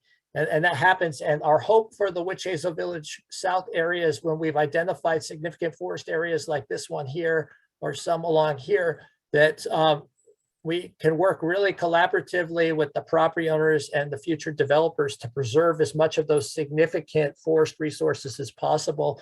When we have other forested areas that do get cut down while properties are in unincorporated Washington County and not annexed to the city, we don't have really as much say in that. But once they annex to the city, our significant natural resource overlay takes effect, and that does drive the steps needed to examine both on the wetland side, but also on the forest resource side. I see a couple other questions here in the chat I'd like to address. Just do a time check. We're at 7:45, so we'll go for about another 10 minutes. 2 hours has flown by. Thank you, Melanie, for your questions. Really appreciate it. I'm seeing one of the questions here is it possible to send a trail over the Brookwood Bridge on the option where Brookwood Road is farther west? So you wouldn't have to go through the middle of people's property. So I'm just going to go to that map real quick. Bear with me. So under this alignment, the question is if Brookwood is further west, sorry about that. Let me make my way there, is further west. There we go. I could do this. Is there an opportunity to not have the park trail continue here? That could be explored at this high level. Now we really envision kind of a looped trail system. Ultimately, if we have property owners that over the course of the decades have no interest in annexing into the city, have no interest in working with our parks departments to move a you know, a possible trail forward. As Don mentioned, you know, we just, you know, we would look at that as being a plan perhaps over the long term, you know, decades out, and maybe focus energies on creating a loop trail for the time being if Brookwood has this alignment along this stretch here. But I know in talking to our parks department, they really want to create a high level of park service. And to achieve that is really trying to create a trail system that goes further and is really a fantastic amenity for you know, for the community and the future residents of this Hillsborough neighborhood. And so I know when working closely with parks, they're really wanting to have a more extensive trail system to serve the future urbanization of this area over, you know, over the long term. Okay, I'm looking through a couple more questions here. Want to be mindful of time. Okay.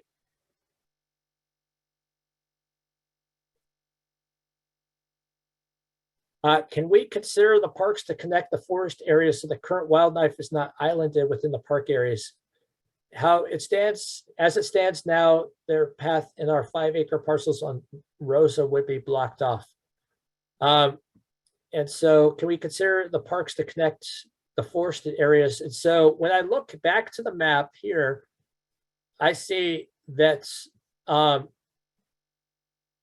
as we have a park here wrapping around the significant natural resource, we really wanted to put a 5-acre neighborhood park here because of the opportunity it creates to help preserve the natural resource and create opportunities for wildlife corridors. Similarly, putting the park here along the natural resource areas was really key.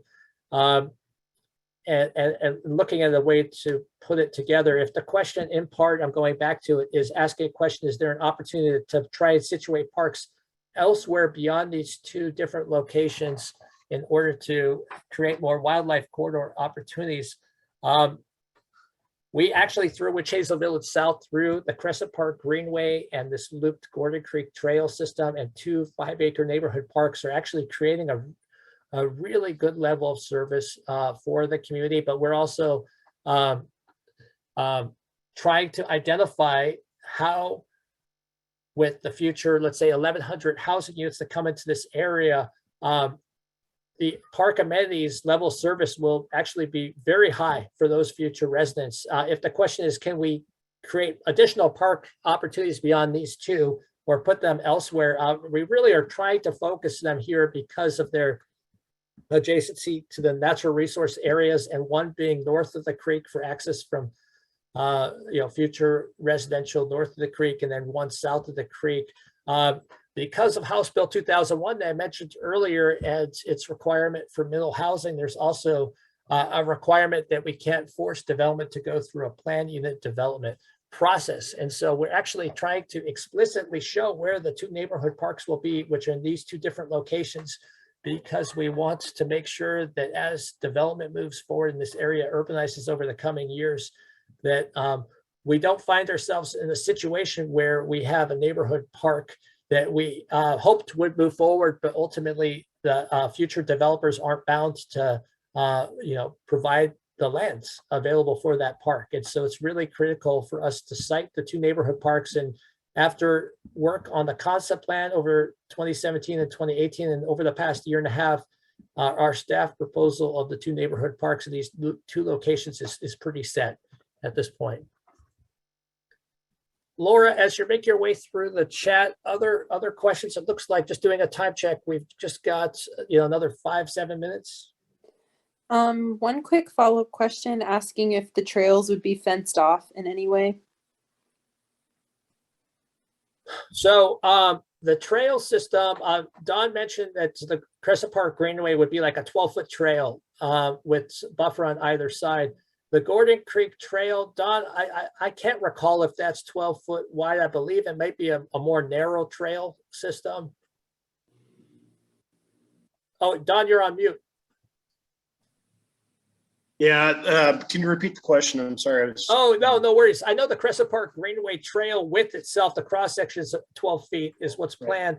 Right. I believe that the Gordon Creek.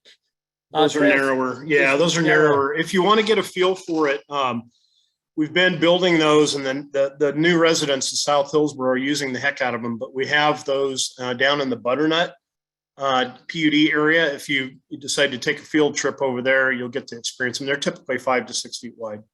So a question, where the trails are planned, but you have existing homes, is there a fence to be built on the opposite side of the paved trail to create a buffer from? I think those are all negotiable elements. You know, Yeah. if there's an interest on the part of the property owner, it's a straight up negotiation. Thank you, Don. Thank you for that. And then I think before we end our time, a couple of questions about having this testimony be submitted, if comments from this meeting are considered testimony, or if folks need to reach out again to you via email or a letter. Basically, just ensuring that everyone's input is captured in this meeting, and yeah, clarifying that for the crowd would be great.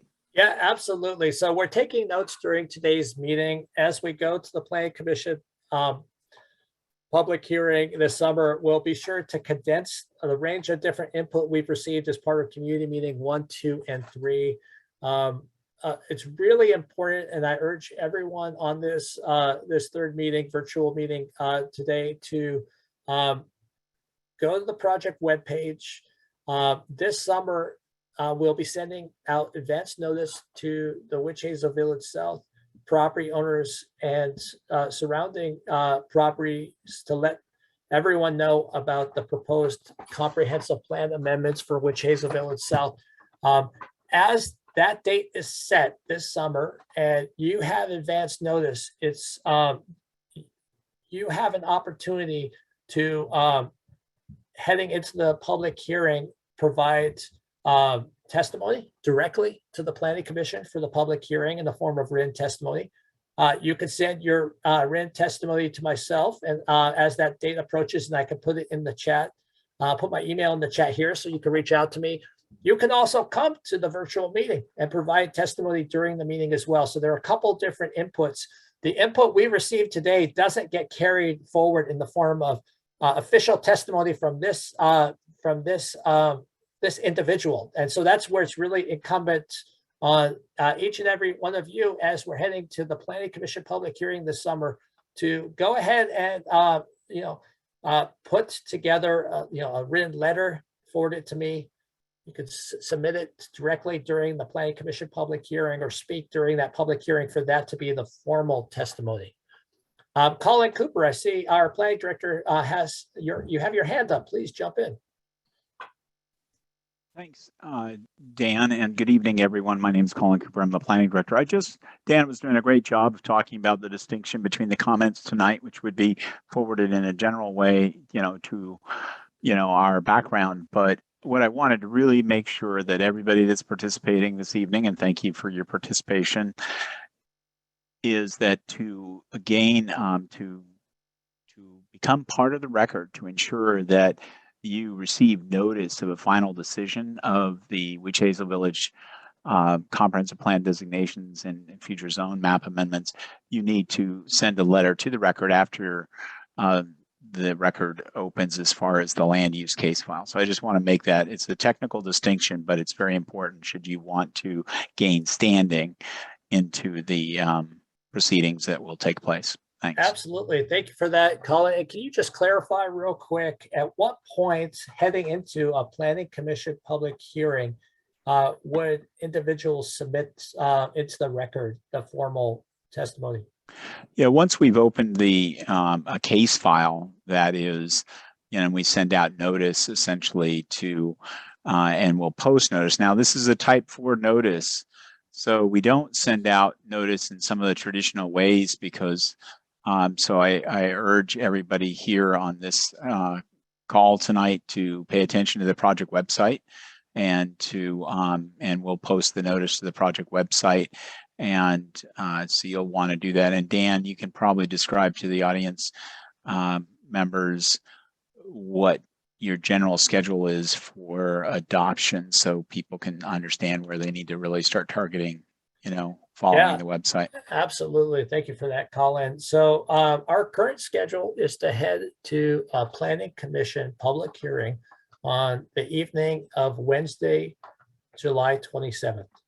So I do urge everyone to go to our project webpage in early July just to confirm that's our schedule. And that's, as the project manager on this project, that's what I'm moving towards. But it's always good as a practice, as Colin mentioned, to go to the project webpage, especially, you know, in the weeks leading up to the currently scheduled Planning Commission public hearing to make sure, you know, the date, the time, everything's set. And then that window will become open, as Colin mentioned, where the record is open and formal testimony can be submitted. I just want to look here at the time. It's 7:57. I want to now take a moment to talk a little bit more about next steps. Thank you so much, Don Odermont, for joining us, and Colin Cooper and Laura Combs for monitoring the chat, and Karen Pearl Fox for taking notes. It's really a group effort. I look forward to a time where we can meet with folks in person and virtual, so we have a lot more options. For purposes of next steps on this project, thank you, Colin, for queuing up the July 27th public hearing dates. A next step will involve us finalizing the community plan for Witch Hazel Village South. So currently on our project webpage, we have a final draft version. The final version will involve additional information on more finalized costs for transportation, for water, for sewer. It will involve refined language for the financing of those improvements at a high level. Beyond that, I would say the final draft community plan has made incredible strides between fall of last year, when the draft version came out, and the version we have posted to our project webpage dated May 24th, 2022. I can tell you, beyond the community plan document, there are comprehensive plan amendments, and I spoke to those a bit tonight. The draft goals and policies. We also are working through some implementation measures. And so ultimately, heading to a Planning Commission public hearing this summer, we'll have a whole package of comprehensive plan, new section of our comprehensive plan called Witch Hazel Village South Community Plan. And it will have goals, policies, implementation measures. We'll also be adopting the community plan into our comprehensive plan. And of course, we'll have a bunch of findings. And what we have, what's called transportation planning rule, compliance TPR findings associated with the transportation improvements. And so over the month of June and into July, city staff are really going to be focused on finalizing the community plan, finalizing the comprehensive plan goals, policies, implementation measures, and writing findings. And thank each and every one of you for joining us. We're at the 8 o'clock hour. I'm going to go ahead real quick and put in the chat my email address. Actually, Laura, if I could ask if you could throw my email address in the chat here in the last minutes, that'd be fantastic. Please reach out to me as the project manager with information. I keep a comment log of all the email and phone calls I have on this project. Thanks all of you who joined us this evening, and look forward to speaking with anyone who'd like to follow up with me beyond tonight's meeting. And with that, have a wonderful rest of your evening. Enjoy the early summer sunshine out there. Thank you all, and good evening. Thanks, everyone. Colin and I have linked the project webpage in the answered section of the Q&A.